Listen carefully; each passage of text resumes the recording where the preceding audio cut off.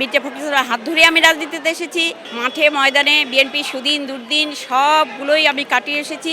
জনগণের জন্য কাজ করার সুযোগে আমাকে দিত না ভাইস চেয়ারম্যান হিসাবে, সেহেতু আমি ওখানে সময়টা নষ্ট করতাম না। তখন আমি মাঠে ময়দানে ছিলাম, প্রতিদিন আমাদের আন্দোলনগুলো হতো। তো বারবার আমি পুলিশের অত্যাচার নির্যাতনের শিকার হয়েছি। আমি মনোনয়ন ফর্ম কালকে নিলাম, আজকে জমা দিয়েছি। আমি মনে করি যারা ত্যাগী নেত্রী, এবার কিন্তু তারেক রহমানও বলছেন আমাদের প্রধানমন্ত্রী, এবং আমাদের ওখানকার মাটি ও মানুষের নেতা আপনারা সবাই চিনেন যে ঠাকুরগাঁয়ের সন্তান মির্জা ফখরুল ইসলাম আলমগীর, উনি বিএনপি সাবেক মহাসচিব এবং বর্তমান এলজিডিআর মন্ত্রী। উনিও বলেছেন যে আমরা ত্যাগী নেত্রীদের এবার মূল্যায়ন করব এবং সংসদে যারা কথা বলতে পারবে তাদেরকে মূল্যায়ন করব। তো সেই দিক দিয়ে আমি ত্যাগী নেত্রী কি না সেটা উনিও জানেন, এবং আমাদের ঠাকুরগাঁ জেলার প্রতিটি মানুষ আমাকে খুব ভালো করেই চিনেন। আমি দীর্ঘ 33 বছর ধরে রাজনীতি করছি। মাঠে ময়দানে বিএনপি সুদিন দুর্দিন সবগুলোই আমি কাটিয়ে এসেছি। আপনারা জানেন দীর্ঘ 17টি বছর আমি যেভাবে মাঠে ময়দানে ছিলাম, আমার মহিলা দলকে নিয়ে আমরা বারবার অত্যাচারিত হয়েছি, বারবার নির্যাতিত হয়েছি, বারবার মাইর খেয়েছি। আমরা হরতালে আমাদের পিকেটিং করছিলাম, তারা করছে পুলিশ, দৌড়ে আমরা ছাদে উঠেছি, 3তলা ছাদে, সেখান থেকে আমাদেরকে ফেলে দেওয়া হয়েছে। আমাদের হাত ভেঙেছে, পা ভেঙেছে, একজনের কোমর ভেঙে গিয়েছে। সেই সময় আমার মহাসচিব উনি জেলে ছিলেন। উনারে ছোট ভাই মির্জা ফয়সাল আমিন সুযোগ্য জেলা সভাপতি বর্তমান, এবং উনি সাবেক মেয়র, উনি আমাদেরকে অ্যাম্বুলেন্সে করে উনি ঢাকায় নিয়ে এসেছেন এবং পিজি হসপিটালে দীর্ঘদিন ট্রিটমেন্ট করিয়েছেন। আমরা সুস্থ হয়ে বাড়িতে গেছি, তারপরের দিন আবার আমরা আন্দোলনে নেমেছি। এটা আমাদের ঠাকুরের প্রত্যেকেই জানে। আমি ত্যাগী নেত্রী এবং অত্যন্ত জনপ্রিয় কিনা আমি জানি না। আমার মহাসচিব এবং সবাই মিলে আমাকে উপজেলা ভাইস চেয়ারম্যান 2014 সালে ওনারা মনোনয়ন দিয়েছিলেন। আমি 1,55,000 ভোট পেয়ে আমি উপজেলায় গিয়েছিলাম ভাইস চেয়ারম্যান। সেখানে আমি কোনো কাজ করতে পারিনি, কারণ যে বিরোধী দলের যে নেতা ছিল, যে এমপি ছিল, আপনারা নাম শুনেছেন, ওনার নাম রমেশ চন্দ্র সেন। উনি আমাকে একদমই পছন্দ করতেন না, যেহেতু আমি বিএনপির রাজনীতি করি এবং ওনার বিরুদ্ধে বড় মাঠে আমি বক্তব্য দিই। উনি একদম পছন্দ করতেন না, এবং ওইখানে উপজেলায় উনি আমাকে কোনো সুযোগ সুবিধা দেয়নি। 5টি বছর আমি ধরতে গেলে কারোর জন্য কোনো কাজ করতে পারিনি, আমি মরহুমই ছিলাম।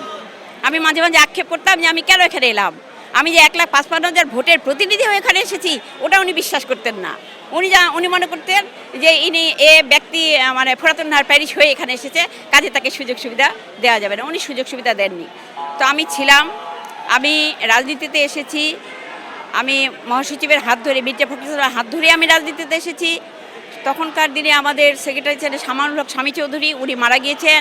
উনি আমাকে নিয়ে প্রথমেই কিন্তু আমাকে সদর থানার সভানেত্রী বানিয়ে দিয়েছেন। সেখানে আমার মহাসচিব ছিলেন, আমার সমভাই ছিলেন, সবাই মিলে আমাকে সভানেত্রী বানানোর পর তখন কিন্তু মহিলা দল বলতে কিছুই ছিল না। 22টা ইউনিয়ন আমি কমিটি করে বেরিয়েছি। কমিটি করার পর আমি ওয়ার্ড কমিটিগুলো হাত দিয়েছি, ইউনিয়ন ওয়ার্ড সবগুলোতে হাত দিয়েছি, এবং 2-3 বছরে আমি ওখানে 22টা ইউনিয়নে মহিলা দলের কমিটিকে একদম সুন্দরভাবে গুছিয়ে ফেলেছিলাম। আমরা জানি যে আপনি ত্যাগী, কিন্তু আপনার একটা ছবি কিন্তু অনেক ভাইরাল হয়েছিল যে আপনি পুলিশের ব্যারিকেড ভেঙে সামনের দিকে এগিয়ে যাচ্ছেন, এবং সেটা পুরো বাংলাদেশ সেই ছবিটা দেখেছিল। সেই বিষয়টা একটু জানতে চাইব। এটা হলো 2014-15 দিকে। 2014-15 আমি কিন্তু তখন ভাইস চেয়ারম্যান। আমি যেহেতু কিছু পেতামই না, জনগণের জন্য কাজ করার সুযোগে আমাকে দিত না ভাইস চেয়ারম্যান হিসাবে, সেহেতু আমি ওখানে সময়টা নষ্ট করতাম না। তখন আমি মাঠে ময়দানে ছিলাম, প্রতিদিন আমাদের আন্দোলনগুলো হতো, মহিলা দলকে নিয়ে মাঠে ময়দানে ছিলাম। আর সেই সময় পুলিশ আমাকে ভীষণভাবে হেনস্থা করেছে।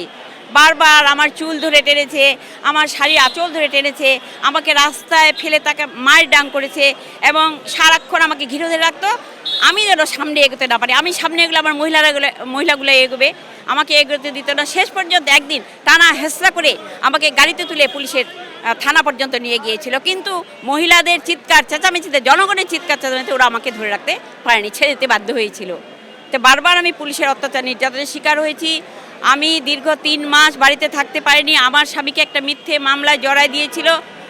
ঠিক ভাইস চেয়ারম্যান যখন দাঁড়াবো তার আগে আমার স্বামীকে মামলায় জড়ায় দিয়ে তাকে পিটাপিটি করছে। সে পালিয়ে গিয়েছে, 6 মাস সে বাড়িতে ছিল না। এদিকে সংসার, এদিকে ছেলে মেয়ে, এদিকে আমার স্কুল, আমি আবার শিক্ষকতাও করি, স্কুল, এদিকে রাজনীতি, সব মিলে আমার উপর দিয়ে চরম সেই সময় একটা কষ্ট গিয়েছিল। আমিও 3 মাস লুকায় লুকায় স্কুলও করেছি, রাজনীতিও করেছি, আন্দোলনও করেছি, সব কিছু করে শেষ পর্যন্ত যাক আজকে আমরা সাকসেস হয়েছি।